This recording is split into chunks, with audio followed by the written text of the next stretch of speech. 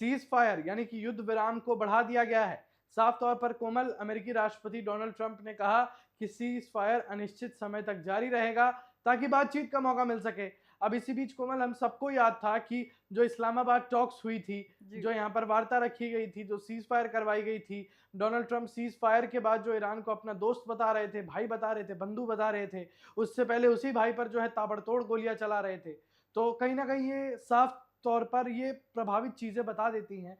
वहीं पाकिस्तान की राजधानी इस्लामाबाद में शांति वार्ता का दूसरा दौर प्रस्तावित था, लेकिन उसमें जो है अभी उसको पूरी तरीके से निश्चित नहीं किया गया है। और इसी बीच कोमल, एक बड़ी खबर यह भी थी कि पाकिस्तान ने अमेरिका से पैसे मांगे हैं। अगर कोमल, पाकिस्तान ने सोचिए एक वार्ता के लिए, एक मामूली सी दो देशों की वार्ता के लिए पैसे मांगे हैं, तो पाकिस्तान की क्या ही स्थिति होगी। और अगर कोमल, आपको क्या लगता है कि अगर भारत यहाँ पर सीज फायर को लेकर मध्यस्थता करता, वार्ता कराता, तो क्या भारत पैसे मांगता? देखिए, कहीं न कहीं भारत के जो हालात हैं, वो पाकिस्तान से तो काफ़ी ज़्यादा अच्छे हैं और ऐसा नहीं लगता कि अगर भारत ये वार्ता कराता तो कहीं न कहीं भारत ये पैसे माँगता। क्योंकि अगर पाकिस्तान ये वार्ता कराता है तो ज़रूरी हो सकता है कि हाँ, पाकिस्तान जो है पैसे माँगता है और पाकिस्तान ने पैसे माँगे हैं। क्योंकि जो उसकी आर्थिक स्थिति है, वो इतनी ठीक नहीं है। बिल्कुल, साफ तौर पर ये कहना गलत नहीं होगा कोमल कि पाकिस्तान की स्थिति इस वक्त जो है बद से बदतर होती जा रही है। पाकिस्तान दाने दाने का मोहताज हो चुका है। पाकिस्तान यहाँ पर अमेरिका के आगे भीख का कटोरा लिए खड़ा था, लेकिन जो अनिश्चितता यहाँ पर बनी हुई है कोमल, साफ जी। तौर पर पाकिस्तान को उसका पैसा मिला नहीं, तो पाकिस्तान कहीं ना कहीं हताश है। फिलहाल बात करें ईरान की, तो ईरान ने यह साफ कर दिया है कि वो तब तक बातचीत नहीं करेगा जब तक अमेरिका स्ट्रेट ऑफ हॉर्मुज पर लगी नाकाबंदी नहीं हटाता। कोमल, में अपने दर्शकों को बता दें कि साफ तौर पर अमेरिका ने भी यहां पर नेवल ब्लॉकेड कर दिया है, और यह भी कहा गया है कि अगर कोई भी ईरान के जहाज दिखते हैं समुद्री रास्ते में जो अमेरिका के प्रतिबंधित क्षेत्र में आते हैं, तो कोमल, उन पर साफ तौर पर गोलीबारी का आदेश दे दिया गया है। जी। तो इससे क्या लगता है आपको कि जो सीज फायर है वो क्या रुक सकता है? देखिए, कहीं न कहीं तस्वीरें ये सामने आ रही है कि जो सीज़फायर है, अभी फ़िलहाल जो है सीज़फायर लागू हो रखा है, वार्ता की बातें की जा रही है, लेकिन इसके बावजूद भी जो है युद्ध बढ़ता हुआ नज़र आ रहा है। तो कहीं न कहीं ये दर्शा रहा है कि जो ये सीज़फायर है और जो ये वार्ता जो रखी जा रही है, वो कहीं न कहीं एक तरीके से गुमराह करने की एक साज़िश हो सकती है। क्योंकि जिस तरीके से आप देख सकते हैं, जो ये युद्ध है, वो रुकने की कगार पर ही नहीं है। ये बिल्कुल, युद्ध दिन पर दिन है, बढ़ता जा रहा है। बिल्कुल। साफ तौर पर कोमल, अमेरिका की ये हरकत जो है ये समझ नहीं आ रही। जी। एक तरफ से अमेरिका पाकिस्तान को आगे करता है मध्यस्थता के लिए, दूसरी तरफ अमेरिका ईरान को भाई बताता है, तीसरी तरफ यहाँ पर ब्लॉकेड लगा देता है, यहाँ पर रास्ते पर प्रतिबंध लगा देता है, खास तौर पर ये कह देता है कि भैया ईरान के जहाज़ों पर दनादन गोलियां बजा दो, दनादन गोले दाग दो। तो ये कैसा भाईचारा हुआ? ये आपकी कैसी दोस्ती हुई?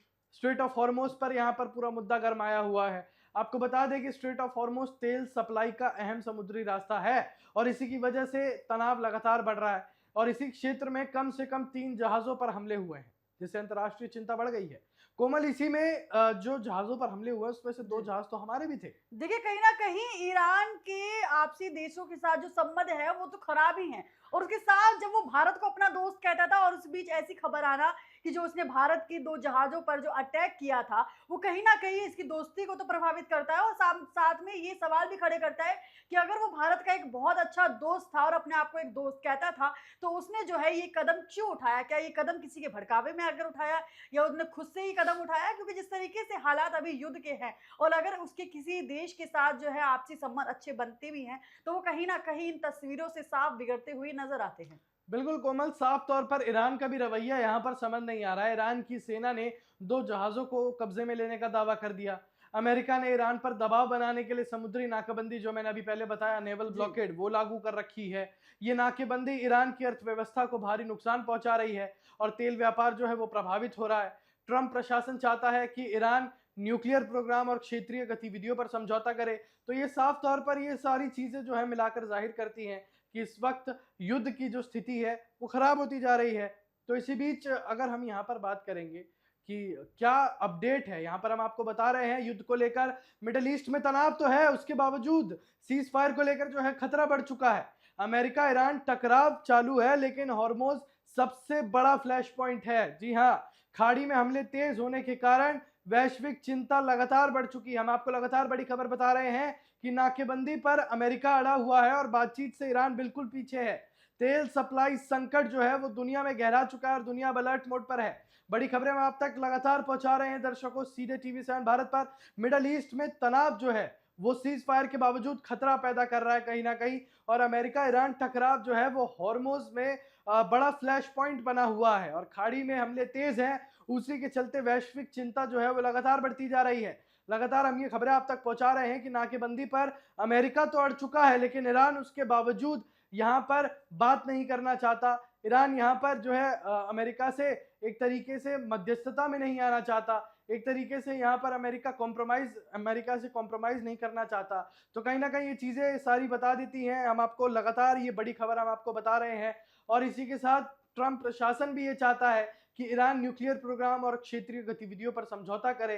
अरे भैया क्यों करे ईरान समझौता? आप जो है वर्ल्ड लीडर का दावा करते हैं, आप इस युद्ध में एक देश को नहीं गिरा पाए, 50 दिन से ज्यादा एक देश आपके सामने टिक गया, आप खुद को वर्ल्ड लीडर बताते हैं, आपका अरबों खरबों रुपया और अरबों खरबों डॉलर मार्केट से हवा की तरह गायब हो जाता है। आप इतने घबरा जाते हैं कि आप पाकिस्तान जैसे देश को आप आगे करते हैं, पाकिस्तान जैसे देश के कंधे पर रखकर आप बंदूक चलाते हैं और यहाँ पर आप बोलते हैं कि आपका दबदबा है, आपने ईरान पर दबाव बना रखा है। एक तरफ आप आकर ये कहते हैं कि हम एक रात में पूरी सभ्यता खत्म कर सकते हैं, एक देश खत्म कर सकते हैं, अगले दिन आप सीज फायर के लिए मान जाते हैं। डोनाल्ड ट्रंप, ये आपका जो दोहरा बयान है ये अमेरिका की जनता को तो छोड़िए, ईरान की जनता को भी नहीं समझ आ रहा है। ईरान की जनता, ईरान की एम्बेसी, ईरान के सोशल मीडिया पोस्ट आपका दिन पर दिन इतना मजाक बनाते हैं। इस बीच कोमल, अमेरिका ने खाड़ी क्षेत्र में अपनी सैन्य मौजूदगी और बढ़ा दी है, जैसे एयरक्राफ्ट कैरियर, ये सब कुछ और बढ़ा दिया है। और अमेरिका ने चेतावनी दी है कि अगर हालात बिगड़े तो ईरानी जहाजों पर सख्त सैन्य कार्रवाई की जाएगी। कोमल, आपको क्या लगता है कि क्या अब युद्ध की स्थिति दोबारा बनती जा रही है? देखिए, युद्ध की स्थिति पहले जो थी अभी भी वही बनती जा रही है। हालांकि जो डोनाल्ड ट्रंप का जो ये बयान सामने आया है कि जो ये सीज फायर है, युद्ध विराम जो है अभी लगा हुआ है, बिल्कुल। लेकिन उनका जो बयान सामने आया और जो तस्वीरें सामने आ रही हैं अंकुर, उससे कहीं पर भी ये जाहिर नहीं होता है कि जो सीज फायर है वो लागू है। क्योंकि युद्ध की जो खबरें हैं, आए दिन जो है युद्ध की खबरें सामने आती हैं और किसी भी तरह से नहीं लगता है कि ये युद्ध अभी विराम की स्थिति में है।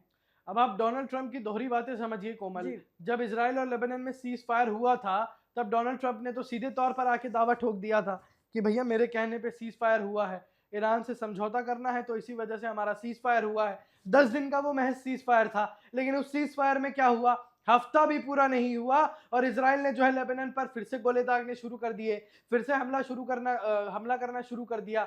उसके बाद डोनाल्ड ट्रंप क्यों चुप रहे? उसके बाद अमेरिका के करता धरता क्यों चुप रहे? अरे सर, आपकी पार्टी आपकी जो अमेरिका है जहां पे आपका शासन चलता है, वहां पर आपका विपक्ष बोल देता है कि आपसे भ्रष्ट और निर्दयी नेता कोई नहीं है, वहां पर उनको बोलने नहीं दिया जाता है।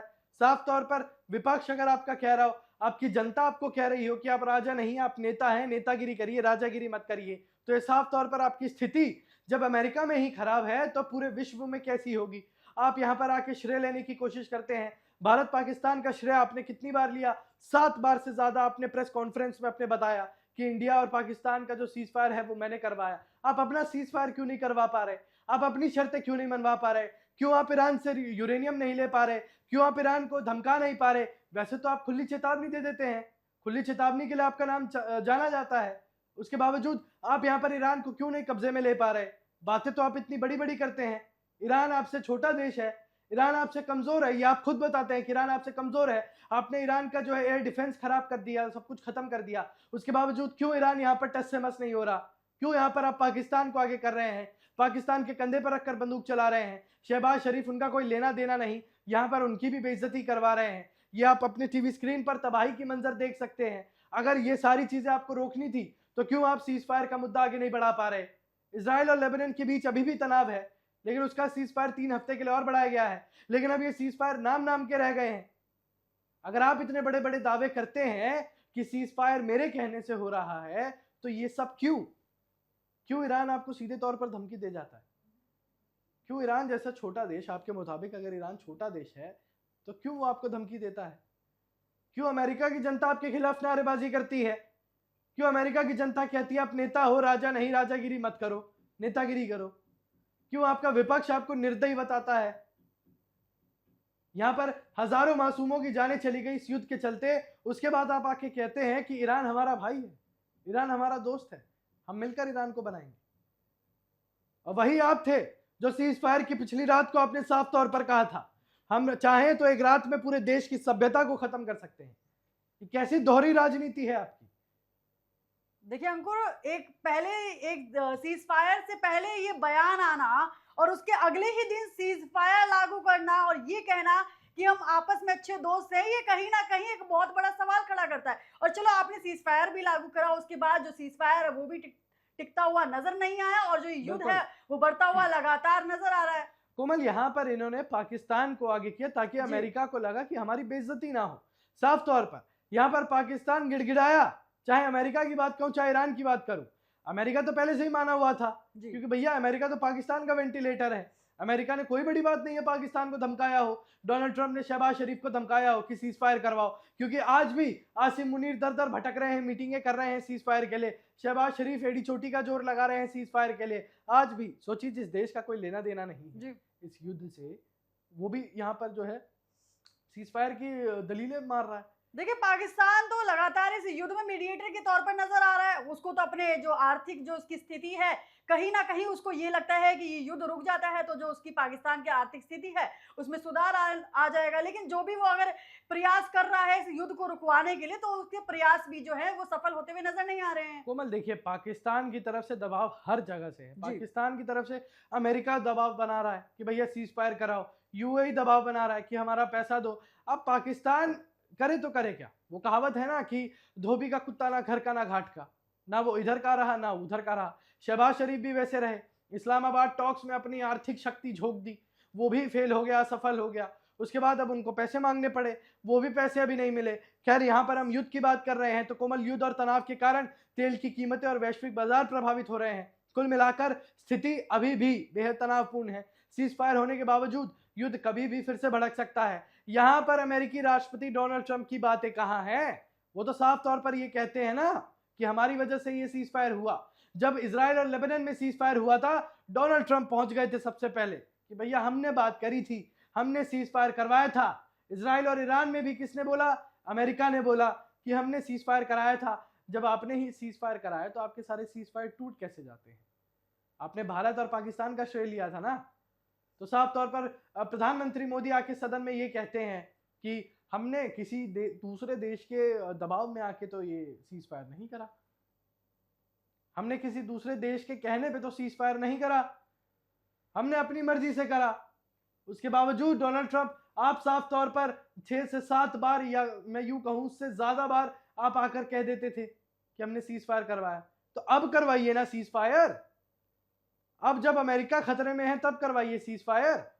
फंडिंग आपकी कम पड़ती चली जा रही है, रिक्वेस्ट आपको करनी पड़ रही है, धमकाएंगे भी आप। ताली 2 हाथ से कभी नहीं बजती। माफी चाहूंगा, ताली कभी एक हाथ से नहीं बजती, 2 हाथ से बजती है। माफी चाहूंगा। और साफ तौर पर कोमल, यहां पर जो डोनाल्ड ट्रंप है वो इस वक्त बहुत दुखी होंगे, बहुत परेशान होंगे, क्योंकि दिन पर दिन उनकी आर्थिक व्यवस्था गिरना, अर्थव्यवस्था खराब होना और उसके बाद दबाव बनाना, ये साफ तौर पर कोमल ये जाहिर कर देता है कि मध्य पूर्व तनाव में अभी बहुत सारी चीजें और देखने को मिल सकती हैं और उसी की वजह से पूरी दुनिया को जो है आर्थिक चोट जरूर पहुंचेगी।